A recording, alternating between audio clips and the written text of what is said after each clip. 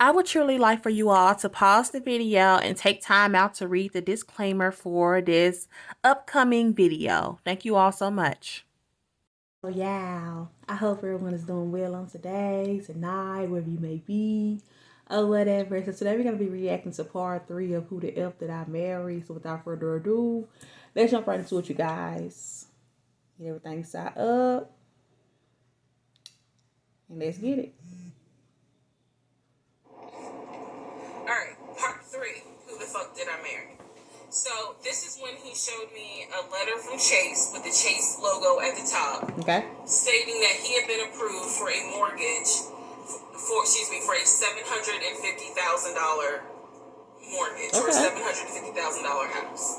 So, he was like, we can't go over 750.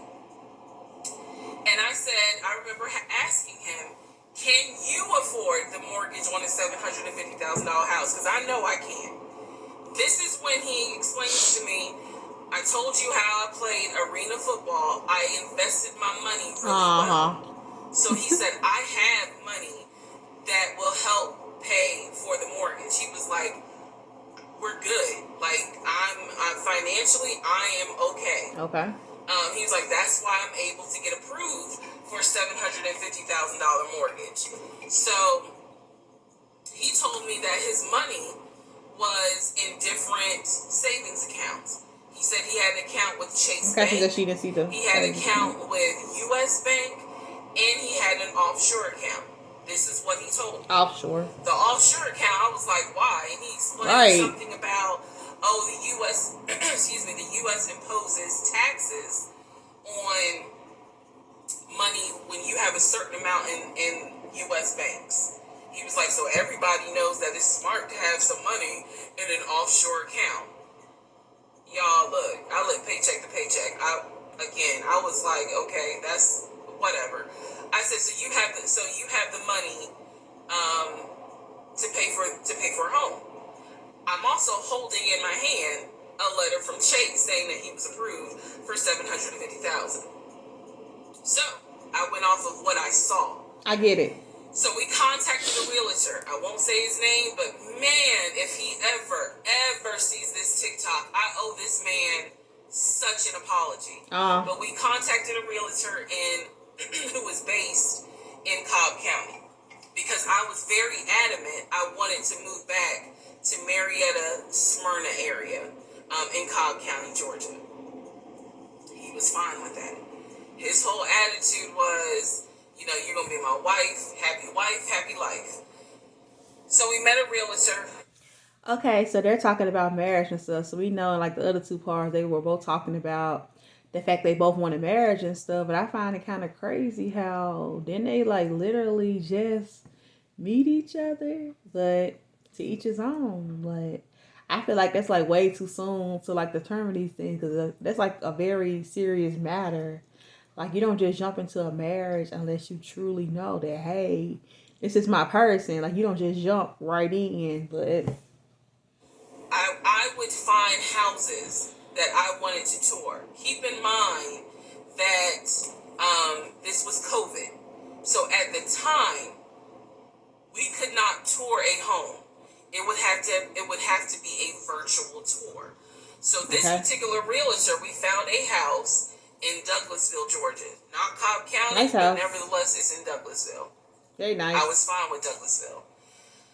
So we found a house in Douglasville, Georgia. The realtor did a FaceTime tour of the house.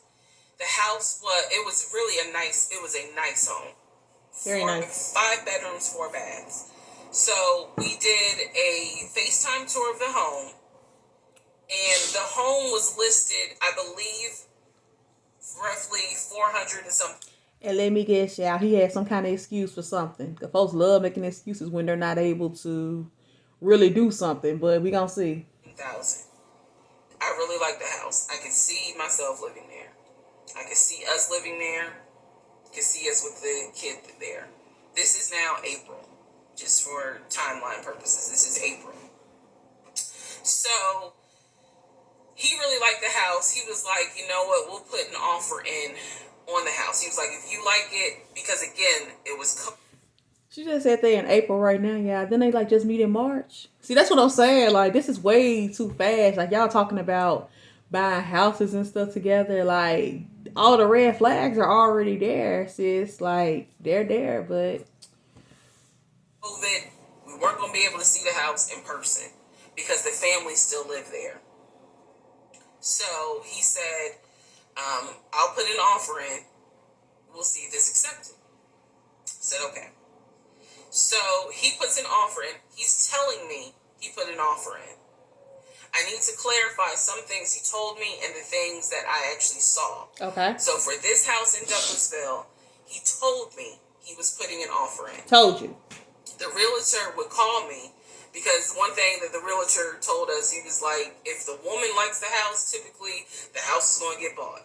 Definitely. So he kind of dealt with me a bit more than he did my ex-husband. And again, this is April 2020. This is before we got married. So at the time, he was my boyfriend. They just met in April or March. So the realtor was calling me and was like, "Hey, you know, I put the offer in, and what they're asking for is proof of funds." Okay, you gotta have that. And I didn't know I did not know anything at this time about buying a house. So I was like, "Hey, you probably need to talk to him because I'm not even listed on the mortgage. Like, from the paperwork I saw, it was only in his name." So he called him. Okay. I guess they talked. I was not there. Okay. But I'm assuming that they had talked. So the boyfriend is coming, my ex is coming home saying, "Yeah, I talked to so-and-so. I sent him over the paperwork. The offer was approved. And they are going to try to do a virtual closing. First, we got to do an inspection. If the inspection goes all well, then we have to do a virtual closing." Is it possible to do a virtual closing? Like, let me know in the comment section down below, because I didn't know that was like possible to do. Because I always had thought you had to be in person to do things like that. But let me know in the comment section down below. I'm not really too familiar with that. Also told me that he put down earnest money on the home. Okay. He put down, I believe, $5,000. He said, I just transferred the money over to the realtor's account or whatever, so that it could be earnest money for the house. So I'm just like, okay, great. He was like, so realistically, this is April. We should be able to get in that house by June. Okay, no problem. So this is what he told me. That's what he told you. About 3 or 4 days later, I get a phone call from the realtor, and the realtor is like, "Hey, I'm just checking to see what you guys want to do about that house." So I was confused. I'm at work. Right, so you are talking to the and guy. I said, I was told that he put an offer in. He didn't do it, y'all. And the realtor was like, "He did?" I didn't know that he put an offer in. He did. And I said, "Well, why wouldn't you know? Like, right. He told me he put the offer in with you, and he had paid earnest money, $5,000 earnest money." And so the realtor was like, "Well, let me call him and find out what's going on with that." I didn't know anything about it. So red flag, of course. Of course. So I call him, and he, in true narcissistic nature, he flips the script, and he like goes off. He's like cussing, going off, like he shouldn't. Excuse me, I have the hiccups. He shouldn't be calling you. If he has a question, he should call me because I'm the one that's on the mortgage. He was like, and now it's going to be an issue. And I said, "Well, did you put the offer in with him or not?" And he said, "No, I did not." See, yes or no? With him, I put the offer in with a friend of mine who is a realtor, so I can give him the business. So that's not how that work. I did not hear from that realtor again. So I was just like, is the house under contract or is it not? He was like, "Yes, the house is under contract." This is how crazy things work out. About 3 days later, on Realtor.com, I'm looking at the house because I was trying to figure out. It's sold. Let me guess, it's sold. it shows the house is under contract. Okay, so, under contract. Showed my boyfriend. My boyfriend's like, I told you it was under contract. He was like, did you not believe me? And I ain't had a heart to say, hell no, I didn't believe you. Like, it seemed too good to be true. But once I saw the house was under contract, I absolutely believe that, okay, it's under contract with him. Like, yeah, we're about to do inspection. Yeah, right. We are about to move. Yeah. And so we had driven by the house because, again, keep in mind, the family's still living there. So we had driven by the house. At this point, he was like, I want us to start looking for furniture so that way we can go ahead and order it. So when it's time to move, the furniture is ready because, it takes like 6 to 8 weeks I get that.